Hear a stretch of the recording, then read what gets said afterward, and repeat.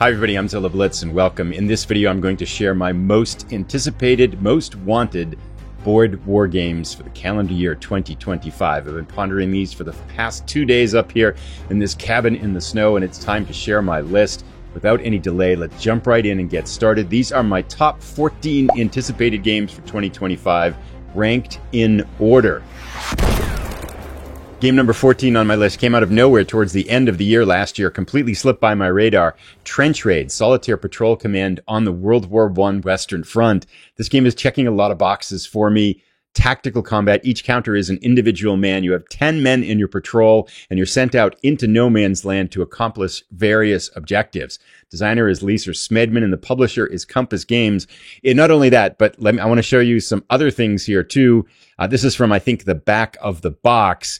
And if we look at that paragraph above the hexes on the left-hand side, here we go. The game also includes rules for campaign play. Whether their raid was successful or not, the soldiers who made it back to their own trench lines relatively unscathed will steadily get better at raiding, learning through experience how to survive. This just sounds really cool. It sounds like a lot of fun. I mean, solitaire play, 1 hour per raid, so you'll be able to kind of go through a campaign in a reasonable amount of time. Checking off lots of boxes here. If we look at here, we've got the officer's traits, different things. You'll be checking off head wound and chest wound and NCO, the name. You can name all the soldiers, speed stat. I mean, there's RPG elements in here, the equipment they're taking with them. I mean, this just seems pretty cool. Here is the map that we're looking at. That looks neat. Different counters. We got wire, of course. Oh man, this is going to be fun. I think this is going to be just a great game. It's very high up on my list. Looking forward to this one. Number 14 on my list. Game number 13 on the list, Firefight Tactical from GMT Games and designed by Sam London. Got a chance to play this one about a year and a half ago, a prototype of it a year and a half ago in San Diego. It's got dice placement to kind of control some of your orders. It's small tactical combat in the Western Front shortly after the beach landings in World War II, the Normandy beach landings in World War II. A lot of time spent on the solo bot, so I think the solitaire play is going to be really polished. I think it's going to be really fun as two-player. If we kind of look down here through the cards and some of the elements, it reminds me of both Point Blank and Upfront, and I think, although I haven't played it yet, Fields of Fire Deluxe, but on a much simpler level. And as you go through, the scenarios are going to gradually increase more equipment and more complexity, so you can kind of play into the complexity of the game. So I wouldn't go so far as to say it's a beer and pretzels type game, but I think it's going to be able to get at some of that Upfront, Fields of Fire Deluxe, Point Blank type of gameplay at a much more accessible level. Nothing against those games. I really like those games too, but I'm really looking forward to this one. I can also envision a lot of the potential for this game to be built on with expansions to the Eastern Front and other theaters. I think this is going to be marvelous. So really looking forward to Firefight Tactical from Sam London and GMT Games. Game number 12 on the list, Gladiators Blood and Glory. This is designed by Gregory Smith, aka The Hunters, aka Silent Victory, one of my favorite solitaire system designers. He takes his skills to gladiators in ancient Rome. A solitaire game where you're going to be managing a stable of gladiators and trying to get them to rise to glory. I think I'm really interested to see how he takes all of his solo work that he's done in creating these exquisite systems that are accessible and easy to play and fun, and takes it to this theater. I think this is a really big jump for him to try something new. Really excited by the idea of it. If we look here, we can see the Colosseum. So there's a tactical combat model that's going to be involved with the game. A lot of different things here. Random opponent. We can see crowd favor. Just trying to take a look at it and tease out some of the mechanics here. This, I imagine, is the card-based system that you're going to be using in combat. We've got maneuver / parry. So your decisions as to how you're going to fight the match. And then here we have the Ludus, where you're going to be building up and training and improving your fighters so they'll be better able to survive in the Colosseum. Calendar here, money, so you've got a budget to work with, a market where you're going to be purchasing various things. Here's our counter sheet. We've got agility, strength, so kind of RPG elements for it. I mean, I think this is going to be really interesting to see how Gregory Smith takes his vision to this arena in terms of combat and ancient gladiator combat. So really looking forward to Gladiators Blood and Glory, game number 12 on my most anticipated board war games for 2025. Game number 11 on my list of most wanted board war games for 2025, Hunt for Blackbeard, designed by Volko Ruhnke and published by Fort Circle Games. This game set in 1718 lets you play as either Blackbeard or those people hunting him down. Set in North Carolina, beautiful map, beautiful components, fast playing, two-player game where you've got very limited information on both sides. The way the tiles work, if we scroll down here, I mean, fantastic components too. But if we look at the way these tiles work, you really have no idea where Blackbeard is, and you're trying to narrow down the possibilities as to where he is. You can sometimes see traces of his activity based on what goes on in these blocks. And if you're Blackbeard, you're also trying to anticipate where your hunters are and what they're going to be doing. So you're trying to elude the hunters if you're Blackbeard and live the pirate's life. And if you are the hunters, you're trying to track down Blackbeard and capture him. Could culminate in a final battle. Again, plays really fast, 30 to 45 minutes. I could see this be a game ending up a gaming night, or if you're just looking for a simple post-dinner game with two people. Tons of thinking, great gameplay. I'm really looking forward to Hunt for Blackbeard coming out in 2025, and it's number 11 on my list. Game number 10 on my list of most wanted board war games takes us to Afghanistan. Modern Tactics 1, Afghanistan, published by VUCA Sims and designed by Shane Logan. Now, I know very little about this game, but everything that I know about it makes me want it, and that's why it's on the list.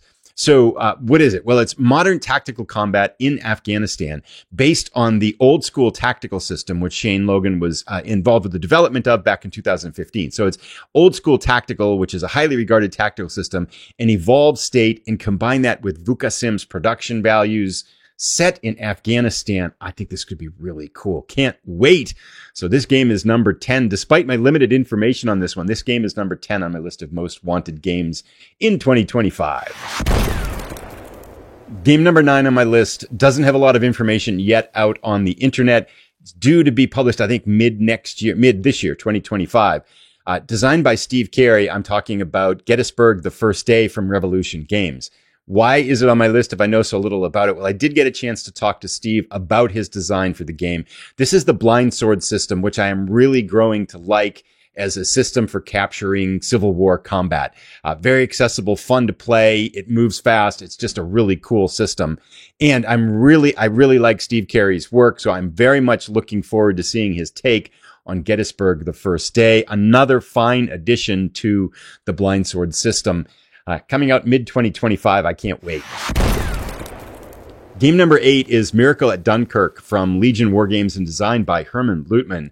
I think as I look at this one, actually, this could be higher. It's tough as we get up into these final games as to which one is ahead of the others. But World War II, 1940, solitaire game. You play the Allied command trying to extricate and save as many of your troops from France as you can, as the German army puts relentless pressure and just basically closes down on your beachhead there. So, solitaire game. You can also play a two-player, but the heart of the game is a solitaire game where event cards are going to drive the German actions. If we look here at the map graphics, this looks cool. It looks like a very big kind of epic game. And it looks like it's going to play on these lines again, where the Germans are going to be moving through these areas. You're trying to hold them off as you're trying to pull troops off and trying to balance your defense with the kind of the removal of your troops. This looks like kind of for that final edge there as they're finally closing in on Dunkirk itself. If we look at the counter graphics up here too, I mean, these look pretty cool. It looks like there's going to be a lot of like standard odds-based combat perhaps. So, I mean, just by the theme, by the designer, Herman Luttmann, I love his designs. By the artwork design, the concept of this game, I am really excited for Miracle at Dunkirk by Legion Wargames, coming out in 2025. Game number 7 on my list of most wanted war games for 2025, Song for War Mediterranean Theater. Interesting game, right? Because I played this game 2 years ago, played it a year ago, I played it just a little while ago, but it was a prototype. I had to send it back, so I don't have it.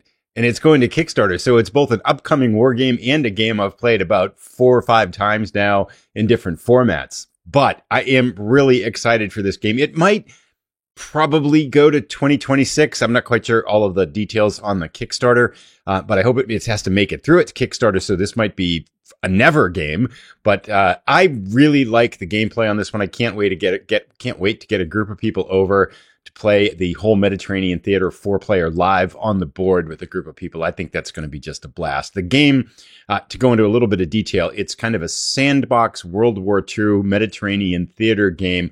Tons of hypotheticals, tons of strategies that you're going to be playing out. Plays really fast, very accessible with such a clever sequence of play. I really enjoy the gameplay. I can't wait to get my hands on it again. Song for War Mediterranean Theater from Invicta Rex Games, coming to Kickstarter in early 2025. Links are down below as well. Game number 6 of my most wanted war games of 2025, The Battle for Normandy from GMT Games. Now, this is a re-release, a deluxe edition that includes an expansion. It is a monster game. There's 11 counter sheets, I think, and 7 maps. It includes an expansion. The base campaign is 5 big 22-inch by 34-inch maps. This is a monster game. I don't know why it's risen so high on my list, but for whatever reason, sometimes you just get an urge. You just want to play a game. Didn't really know much about this game, and I was looking at it on GMT's site, and then I found, actually, I'll put a link up here to, Ardwolf did some session reports on it where he kind of did after-action style reports on a digital version of the game, and I was watching his reports on it. I'm like, I just really want to play this game. I have no idea where it's come from and why it's in my head, but I just want to do a monster game for the Battle of Normandy. And if we look at the playbook here, I think this also, I'm kind of banking on the idea that it's a relatively accessible game. I think the rulebook is kind of medium difficulty, I will guess. There's, I think, 14 scenarios in this thing, a lot of different options. So you've got smaller ones too. You can do this Bloody Omaha scenario, which is, it's a good primer to the game, as it's only 14 turns and uses a part of a couple of maps. So lots of gameplay in this in terms of scenarios. But for whatever reason, just find myself lately wanting to do a campaign game with a monster game with the Battle for Normandy. I have no idea how I'm going to fit it in and get it to the table and play it. Might end up having to do it on Vassal, but I have it on P500 order, and this one actually is shipping relatively soon. The Battle for Normandy from GMT Games. Game number 5 on my list really went high up on my radar after I get a chance to talk to Volko Ruhnke about this game. There is an interview with him on the channel about this. I'll put a link down below. Coast Watchers is a solitaire or 2-player game where one player plays the Coast Watchers, literally the soldiers and individuals left behind on Pacific Islands in World War II who were spying on the Japanese movement and activity and trying to report it to the Allied forces. The other person plays the role of the Japanese forces conducting operations and trying to capture and eliminate these Coast Watchers. Again, a game that I think Volko is really kind of building off of this hidden information system and how both players are going to be trying to work with limited information to reach their goals. Really excited for this one as a 2-player game. I'm also really excited to see how much work has been put into the solitaire version of the game from both sides of the board. So you can play as the Coast Watchers or as the Japanese side. I think this is going to be an absolutely fantastic game. I'm surprised when I look at it. I know that it's right at 721 orders. So it's moving forward through the system and things like that. I'm surprised this is not higher because it seems like such a creative, unique game capturing an area of wargaming that hasn't been captured before. And I think it's just going to be really fun to play. Should be fantastic experience for solitaire players and as a 2-player game. I'm excited that I hope this one does well because I could see this system being carried off to a number of different places. Coast Watchers from GMT Games and designed by Volko Ruhnke. Game number 4 on my list of most wanted war games, The Rock of Chickamauga by Flying Pig Games and designed by Herman Luttmann, also the designer of the Dunkirk game that we looked at earlier. Now, why is this game here? This game is the second game in the Black Swan series, the evolution of the A Most Fearful Sacrifice series. Herman Luttmann designed that one as well. A Most Fearful Sacrifice is brilliant. I think it's an absolutely amazing system. I love that game. The Rock of Chickamauga takes this one to the Battle of Chickamauga in September of 1863 in northern Georgia. That's it in a nutshell. It's A Most Fearful Sacrifice in a new game and a different battle. I think the gameplay is fantastic. I think the design for the last one was fantastic. It's going to be just brilliant. They do have a third map for this one. That's the center of the battle board too. But this system is great for capturing large battles. I think last year, probably one of the defining characteristics of it was that I drifted over into American Civil War games and have really enjoyed it a lot more than I initially thought I would. So really excited for Rocket Chickamauga to continue on with the excellent gameplay in A Most Fearful Sacrifice. Game number 3 on my list of most anticipated games in 2025. Now, potentially this one again could be another one that carries to 2026. But hopefully not, maybe not. Lightning Strikes from Compass Games. Now, this game, I stumbled onto this game as I was looking at their website a few months ago. Immediately, it's I'm like drooling over this one. To be fair, okay, I have no idea whether this is going to be an absolute catastrophe or one of the most brilliant games ever. The ambition of the design behind this one is spectacular. Basically, it starts in 1914, it ends in 1954. And it's the map here. Let me show you the map here. It's the whole world. So here's the box cover. I'm going to show, this is the map. It basically covers world wars. There's going to be periods of peace. You're playing out from 1914 to 1954, advancing technologies, and basically just playing out this chunk of history in a board game format, the whole world as your panorama. I mean, the ambition and the concept and the vision behind this game is just amazing. I mean, who knows how it's going to play, but look at this map, production centers. I mean, to try to capture this, here are some of the counters that we're looking at. So we can see all of the different technologies. It's got to span World War I technology and World War II technology.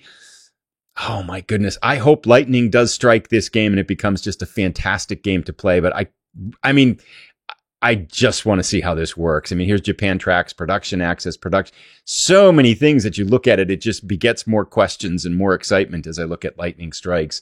So be able to play that in a board game format. Oh my gosh, this looks really, really good. So super excited for Lightning Strikes, Compass Games. Again, no idea how it's going to be. I am fingers crossed hopeful it's going to be absolutely awesome. Game number 2 on my list actually might be my number 1 war game. When we see game number 1, you can judge for yourself. We'll talk about that later. Fields of Fire Deluxe from GMT Games. I believe this game was on the list last year too, but this is on the cusp of shipping. People whose last names start with early letters of the alphabet may have this one already on the way. I will be a little bit later. Why is it here and why am I looking forward to it so much? Well, the praise for Fields of Fire is absolutely through the roof. People that have work through the rule book and understand how to play the game say it's absolutely one of the most amazing solitaire experiences out there. Basically, individual units are squads and stuff. You're playing with this card-based system of tactical combat that allows you to play through with a group of soldiers, a squad, a company, I believe it is, commanding a rifle company between World War II all the way up through the Vietnam conflict. Gameplay is supposed to be fantastic, but the problem has always been a rather undecipherable and slog of a rule book. And so what is the Fields of Fire Deluxe Edition? They have taken an amazing amount of effort and time to rebuild the rule book up, to create a learning system for the game to help people be able to get over the hump of understanding how to actually play the game. This is what the game has needed all the time. I've been waiting for it. As soon as I heard about it, I'm like, oh, I should really try it. But then I decided to wait until the new rule book came out. And now it's finally going to be here. I should have my copy on the way soon. So Fields of Fire Deluxe Edition, can't wait to get this one to the table. I think it's going to be a spectacular experience, especially with all the new learning materials to support it. Game number 1, Away Team, The Voyage of the Pandora from GMT Games. Now, technically this probably isn't a war game, but it's from GMT Games. It's designed by John Butterfield and a broad definition of a war game. And plus, I really want this game. This was also the number 1 game that I wanted last year, and I thought for sure it would be coming out this year. As soon as I published that video last year, some people commented and said, no, that's going to be 2026. I looked at the production schedule for GMT Games, and I didn't see this one in quarter 3, so hopefully quarter 4 of 2025, we'll see this one. Maybe it's going to be 2026. I'm not sure, but okay, why is it here? So this is a sci-fi exploration game designed by John Butterfield. I'm a huge fan of his games. I think it's like a 60 to 70 hour campaign. Here's one of the maps of the planets. You've got a crew that you've got to manage and you've got to accomplish mission goals. You're going to be exploring space and accomplishing all these goals as you travel around. Each of your crew has unique experiences. There is so much text and kind of choose your own adventure designed for this game. It's just going to be fantastic. I mean, for me, it's the idea of an open world game where you're going to have so many possibilities of the way the voyage of this trip will work out for your crew, and to see John Butterfield's vision on this game, I think will be absolutely spectacular. I couldn't be more excited for it. Also, by the way, it is a solitaire game. I should say that. I thought it's kind of obvious as we go through it, but it's not. I'm sure you could play it. The multiplayer variant says here puts 2 or 3 players in joint command, so you can kind of work through it, and surely in more than in one person here. Now, it is the expanded, new, reimagined work from the original game, which was I think the Voyages of the BSM Pandora, an earlier work from John Butterfield. I might be a little bit off on that name, but here's one of the maps, that kind of the star systems that you can explore. I just think this is going to be fantastic. I couldn't be more excited for it. Away Team from GMT Games and designed by John Butterfield. Well, there you have it. 14 games that I'm excited for in 2025. What games on this list did you see that you are excited for? Ones did I miss that you're excited for? There's so much good stuff out there. I feel like new games are coming out 2 or 3 a month, and I could probably make 50 games on this list. I apologize to the games that I might have overlooked. I'm sure that as soon as I publish this video, I'm going to think of 1 or 2. If you did like this video, you might like one of our gameplay videos. This is from A Most Fearful Sacrifice, Episode 1, The Battle of Gettysburg. Thanks for watching, everybody. Have a great day.